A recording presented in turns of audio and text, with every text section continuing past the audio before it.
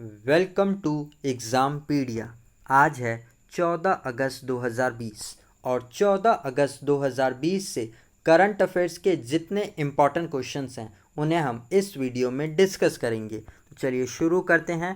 पहला क्वेश्चन, हाल ही में ट्रांसपेरेंट टैक्सेशन के लिए ऑनरिंग द ऑनेस्ट प्लेटफॉर्म का शुभारंभ किसने किया है? तो इसका सही आंसर है बी, नरेंद्र मोदी जी ने। तो अभी प्रधानमंत्री नरेंद्र मोदी जी ने 13 अगस्त को पारदर्शी कराधान यानी ट्रांसपेरेंट टैक्सेशन के लिए ऑनरिंग द ऑनेस्ट प्लेटफॉर्म को लॉन्च किया है। इससे भारत के टैक्स सिस्टम को सुधार और सरल बनाने के प्रयासों में मजबूती मिलेगी। साथ ही प्रधानमंत्री नरेंद्र मोदी जी ने प्रत्यक्ष कर सुधारों के अगले चरण का भी खुलासा किया, जिसका उद्देश्य इस कोरोना वायरस महामारी में भारतीय अर्थव्यवस्था को पुनर्जीवित करने के लिए अनुपालन में ढील दी जाएगी और ईमानदार करदाताओं को पुरस्कृत भी किया जाएगा। इस प्लेटफॉर्म से डिजिटल लेन देन और इलेक्ट्रॉनिक भुगतान को बढ़ावा मिलेगा और इस नए प्लेटफॉर्म में फेसलेस मूल्यांकन, फेसलेस अपील और करदाता चैटर भी शामिल हैं, जिसमें फेसलेस मूल्यांकन से करदाता को निष्पक्ष, विनम्र और तर्क संगत व्यवहार का आश्वासन मिलेगा, जिससे के तहत आयकर विभाग को करदाता की गरिमा का ध्यान रखना होगा।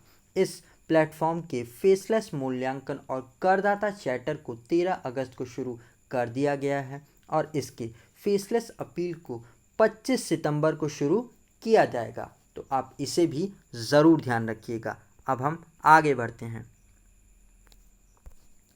हाल ही में किस संगठन ने व्यक्तिगत नीतियों को पुनर्जीवित करने के लिए स्पेशल रिवाइवल कैंपेन को शुरू किया है? तो इसका सही आंसर है सी, लाइफ इंश्योरेंस कॉरपोरेशन ने। तो अभी भारतीय जीवन बीमा निगम ने व्यक्तिगत नीतियों को पुनर्जीवित करने के लिए एक विशेष योजना को शुरू किया है। तो इस स्पेशल रिवाइवल अभियान जो 10 अगस्त से 9 अक्टूबर तक चलाया जाएगा। इस अभियान के तहत विशिष्ट पात्र योजनाओं की नीतियों को कुछ नियमों और शर्तों के तहत अवैतनिक प्रीमियम की तारीख से 5 साल के भीतर पुनर्जीवित किया जा सकता है और अगर चिकित्सा आवश्यकताओं में कोई रियायत नहीं मिल रही है तो रियायतों की अवधि को कुछ अन्य योजनाओं के तहत विलंब शुल्क देकर फिर से शुरू किया जा सकता है। और जो पॉलिसीज़ प्रीमियम के दौरान लैप्स हुई हैं और पुनर्जीवित की तारीख के अनुसार पॉलिसी अवधि पूरी नहीं हुई है, उन पॉलिसीज़ को भी इस अभियान से में पुनर्जीवित किया जाएगा। इस अभियान को मुख्य रूप से उन्हें लाभान्वित करने के लिए शुरू किया गया है जो अपरिहार्य परिस्थितियों के कारण प्रीमियम का भुगतान करने में असमर्थ रहे हैं। अब क्वेश्चन में बात लाइफ इंश्योरेंस कॉरपोरेशन की हो रही है। तो इसकी स्थापना 1 सितंबर 1956 में हुई थी। इसका हेडक्वार्टर मुंबई में है और इसके चेयरपर्सन हैं M.R. कुमार। तो आप इनका नाम भी ज़रूर ध्यान रखिएगा। अब हम आगे बढ़ते हैं। हाल ही में our only home a climate appeal to the world नामक पुस्तक को किसने लिखा है? तो इनका नाम है ए, दलाई लामा ने। तो अभी नोबेल पीस पुरस्कार विजेता और तिब्बत के आध्यात्मिक गुरु दलाई लामा जी ने एक क्लाइमेट चेंज यानी जलवायु परिवर्तन पर एक किताब लिखी है जिसका नाम है our only home a climate appeal to the world. इस पुस्तक को इन्होंने जर्मन के एक पर्यावरण पत्रकार फ्रेंच ऑल्ट के साथ मिलकर लिखा है और इस पुस्तक में इन्होंने राजनीतिक निर्णय लेने वालों से आश्वासन किया है कि वे क्लाइमेट चेंज के मुद्दे पर अज्ञानता के खिलाफ लड़े। अब हम दूसरे ऑप्शंस भी देख लेते हैं, जैसे कि बी, तेंजिन गे तेथोंग। इन्होंने अभी दलाई लामा की ही बायोग्राफी लिखी है जिसका नाम है his holiness the 14th Dalai Lama an illustrated biography. सी नीना राय, इन्होंने अभी अमेजिंग अयोध्या नामक पुस्तक को लिखा है। डी यतीश यादव, इन्होंने अभी raw a history of India's Covid operation नामक पुस्तक को लिखा है। तो आप इन ऑप्शंस को भी ज़रूर ध्यान रखिएगा। अब हम आगे बढ़ते हैं। हाल ही में केन्या में भारत के अगले उच्चायुक्त के रूप में किसे नियुक्त किया गया है? तो इनका नाम है ए वीरेंद्र कुमार पॉल को। तो अभी 1991 बैच के Indian foreign services officer Virendra Kumar Paul को केन्या में भारत के अगले उच्चायुक्त यानी हाई कमिश्नर के रूप में नियुक्त किया गया है। यहाँ पर हाई कमिश्नर का मतलब है कि कॉमनवेल्थ कंट्रीज़ में हम भारत के रिप्रेजेंटेटिव को हाई कमिश्नर बोलते हैं यानी उच्चायुक्त बोलते हैं, जबकि नॉन कॉमनवेल्थ कंट्रीज़ में भारत के रिप्रेजेंटेटिव को एम्बेसडर यानी राजदूत बोलते हैं। तो आप इन पॉइंट्स को भी ज़रूर याद रखिएगा। अब हम दूसरे ऑप्शंस देखते हैं, जैसे कि बी मनीष प्रभात, इनको अभी उज्बेकिस्तान में भारत का अगला एम्बेसडर यानी राजदूत नियुक्त किया गया है।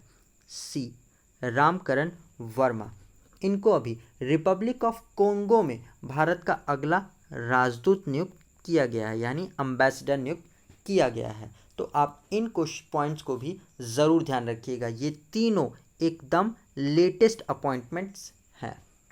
और गाइस, अगर ये वीडियो आपको अच्छा लग रहा है और आपके आने वाले एग्ज़ाम के लिए हेल्पफुल है तो आप इसे लाइक और अपने फ्रेंड्स के साथ शेयर ज़रूर किया करिए। और अगर आप में से कोई इस वीडियो को पहली बार देख रहा है तो आने वाले वीडियोस के नोटिफिकेशन के लिए आप इस चैनल को सब्सक्राइब ज़रूर कर ले और पास में आए हुए आइकन को भी ज़रूर प्रेस करिएगा, तभी आपको आने वाले वीडियोस के नोटिफिकेशंस मिला करेंगे। अब हम आगे बढ़ते हैं। हाल ही में धर्मपद पुरस्कार से किसे सम्मानित किया गया है? तो इनका नाम है ए सुदर्शन साहू को।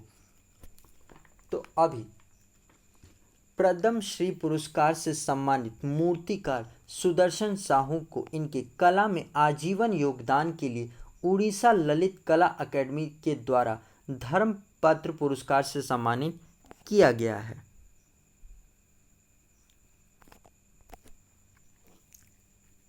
और इन्होंने इस अवसर पर उड़िया साहित्य और संस्कृति मंत्री ज्योति प्रकाश पाणिग्राही को अपने जीवन पर आधारित Sudarshan Sahu a legacy set in stone नामक पुस्तक को भी प्रेजेंट किया है। अब हम दूसरे ऑप्शंस भी देख लेते हैं। तो बी कालीपुरी, इनको 2020 के इम्पैक्ट वुमेन के अवार्ड से सम्मानित किया गया है। सी दीपांकर घोष, इन्होंने उत्कृष्ट पत्रकारिता के लिए प्रेम भाटिया पुरस्कार जीता है। तो आप इनका भी नाम ज़रूर याद रखिएगा। अब हम आगे बढ़ते हैं। हाल ही में किसने कनेक्टिंग कम्युनिकेटिंग चेंजिंग नामक पुस्तक का विमोचन किया है? तो इनका नाम है ए राजनाथ सिंह। तो अभी हमारे केंद्रीय रक्षा मंत्री राजनाथ सिंह जी ने कनेक्टिंग कम्युनिकेटिंग चेंजिंग नामक पुस्तक को रिलीज़ किया है। यह पुस्तक हमारे उपराष्ट्रपति एम वेंकैया नायडू जी के 3 साल के कार्यकाल के बारे में बताती है और अभी 11 अगस्त को ही इनका 3 साल का कार्यकाल पूरा हुआ है। तो उसी अवसर पर इस किताब को रिलीज़ किया गया है। तो आप इसे भी ज़रूर ध्यान रखिएगा। अब हम आगे बढ़ते हैं। हाल ही में किस राज्य सरकार ने कर्म सारथी प्रकल्प योजना को शुरू किया है, जिसके तहत बेरोजगार युवाओं को नरम ऋण यानी सॉफ्ट लोन प्रदान किया जाएगा? तो इसका सही आंसर है सी पश्चिम बंगाल ने। तो अभी अंतर्राष्ट्रीय युवा दिवस यानी 12 अगस्त को पश्चिम बंगाल ने सरकार ने कर्म संथाल प्रकल्प योजना को शुरू किया है, जिसके तहत 1 लाख बेरोजगार युवाओं को आत्मनिर्भर बनने के लिए सॉफ्ट लोन यानी और सब्सिडी प्रदान की जाएगी। तो आप इसे भी ज़रूर ध्यान रखिएगा। अब यहाँ पर पश्चिम बंगाल की बात हो रही है, तो ये रहा पश्चिम बंगाल का मैप। इसकी कैपिटल है कोलकाता, जो कि हुगली नदी के किनारे स्थित है। मुख्यमंत्री हैं ममता बनर्जी, गवर्नर है जगदीप धनखड़। और यहाँ पर कई इम्पोर्टेंट नेशनल पार्क्स भी हैं, जैसे कि Sundarban national park, Gorumara national park, Neora valley national park, Jaldapara national park और सिंगला नेशनल पार्क। तो आप इन पॉइंट्स को भी ज़रूर ध्यान रखिएगा। अब हम आगे बढ़ते हैं। हाल ही में किस राज्य सरकार ने कोविड-19 प्रोटोकॉल के उल्लंघनकर्ताओं के लिए जुर्माना बढ़ाने का फैसला किया है? तो इसका सही आंसर है सी, उड़ीसा सरकार ने। तो अभी उड़ीसा सरकार ने कोविड-19 प्रोटोकॉल्स के उल्लंघनकर्ताओं के लिए जुर्माना बढ़ाने का फैसला किया है। और इस प्रस्ताव के अनुसार मास्क का उपयोग, सोशल डिस्टेंसिंग, सार्वजनिक स्थानों पर थूकना और इस तरह के अन्य नियामक उपाय से के नियमों का पालन न करने पर 2 वर्ष तक की अवधि के लिए कारावास अथवा 1 लाख रुपए तक के जुर्माना या दोनों का प्रावधान रखा गया है। तो आप इसे भी ज़रूर ध्यान रखिएगा। अब यहाँ पर उड़ीसा की बात हो रही है, तो ये रहा उड़ीसा का मैप। इसकी कैपिटल है भुवनेश्वर, जिसको हम स्पोर्ट्स कैपिटल ऑफ इंडिया भी कहते हैं। और अभी भारतीय रेलवे ने अपना पहला वेस्ट टू एनर्जी प्लांट भी भुवनेश्वर में ही बनाया है। मुख्यमंत्री हैं नवीन पटनायक और अभी इनको पेटा की तरफ से हीरो टू एनिमल अवार्ड से सम्मानित किया गया था। गवर्नर है गणेशी लाल और उड़ीसा हाईकोर्ट के चीफ जस्टिस हैं मोहम्मद रफ़ीक। यहाँ पर एक डैम भी है जो बहुत इम्पॉर्टेंट है, जिसका नाम है हीराकुंड डैम, जो कि महानंदी नदी पर स्थित है। और ये इम्पॉर्टेंट इसलिए है क्योंकि ये सबसे लॉन्गेस्ट डैम है। और एक मंदिर जो हमेशा न्यूज़ में रहता है, जिसका नाम है कोणार्क सन टेम्पल, और इसको हम ब्लैक पकोड़ा टेम्पल के नाम से भी जानते हैं। और अभी इसी मंदिर के फुल सौंदर्यीकरण के लिए केंद्र सरकार ने योजना भी बनाई है। 2 टाइगर रिजर्व भी है यहाँ पर, सतकोशिया टाइगर रिजर्व और सिम्पलीपाल टाइगर रिजर्व। एक लेक भी है यहाँ पर, चिल्का लेक, जो भारत की सबसे बड़ी लेक है। तो आप इन पॉइंट्स को भी ज़रूर ध्यान रखिएगा। अब हम आगे बढ़ते हैं। हाल ही में किस राज्य में 13 अगस्त को देशभक्ति दिवस मनाया गया? तो इसे मनाया गया है मणिपुर में। तो अभी मणिपुर में 13 अगस्त को 1891 के एंग्लो मणिपुर युद्ध की याद में पैट्रियोटिक डे मनाया गया। 13 अगस्त 1891 में मणिपुर के तत्कालीन राजकुमार वीर तिकेंद्रजीत और थांगक जनरल सहित बहादुर मणिपुरियों को वर्तमान इम्फाल क्षेत्र में आम जनता के सामने फांसी दे दी गई थी। तो इसी अवसर पर इनको याद करते हुए ये दिन मनाया गया, पैट्रियोटिक डे, जिसे मणिपुर में मनाया गया है। तो आप इसे भी ज़रूर ध्यान रखिएगा। अब हम आगे बढ़ते हैं। हाल ही में किस देश ने पाकिस्तान को ऋण और संबंध तेल की आपूर्ति को समाप्त कर दिया है? तो इसका सही आंसर है सी, सऊदी अरेबिया ने। तो अभी सऊदी अरेबिया ने पाकिस्तान को ऋण और संबंध तेल आपूर्ति को समाप्त कर दिया है। तो आप इन पॉइंट्स को भी ज़रूर ध्यान रखिएगा। अब हम आगे बढ़ते हैं। तो गाइस, ये वीडियो आपको कैसा लगा आप कमेंट सेक्शन में लिखकर ज़रूर बताइएगा। और अगर आप इस वीडियो को लाइक और शेयर करना भूल गए हैं अभी तक, तो आप इसे लाइक और शेयर ज़रूर कर दीजिएगा।